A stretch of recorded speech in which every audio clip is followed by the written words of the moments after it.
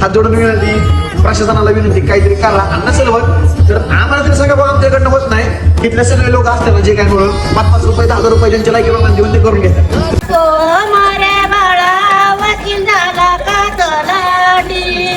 तर जय हरी मित्रांनो, मी तुमच्या सगळ्यांचा लाडका सोम महाराज. तर मित्रांनो, आपल्या आज आई वडील आपल्याला भेटायला आले होते डायरेक्ट कायल्यानगरवरून. मग आई वडील आले म्हणल्याच्या नंतर आई वडिलांना डायरेक्ट माऊलीच्या मंदिरात नेलं पहिलं दर्शनाला. आणि आज माऊलीच्या मंदिरात पण भरपूर गर्दी होती. वरून माऊलीच्या मंदिरात आज कीर्तन चालू होतं, त्याच्यामुळे योगच म्हणायचं. मग आई वडील म्हणल्याच्या नंतर मस्त VIP मध्ये दर्शन वगैरे करून दिले त्यांचे. आता त्यांना घरी जायला पण उशीर होणार होता, त्याच्यामुळे लगेच वाट लावून दिलं आई वडिलांना. इकडे तोपर्यंत दुकानात बाप मारे बाबाचं आगमन झालं होतं. कोणाचा फोन चालू होता काय माहित, त्यांना डायरेक्ट आमदारासारखंच बोलत होते. एक विहीर भरून तूप पाहिजे म्हणजे आम्हाला. बाप मारे बाबाचा चेहरा अगोदरच तेजस्वी, आता वीर भरून तूप कोणासाठी मागित होते काय मी. मला तर असं वाटलं या दोघांसाठी नियोजन चालू आहे काय, लयच आनंदित पाहत होते बाप मारे बाबा. आणि आलो आईकडे आल्याच्या नंतर आई जातेवर दयन दयित होते. म्हणलं जग एवढं पुढे गेलं पण आई अजून जुनी संस्कृती विसरली नाही.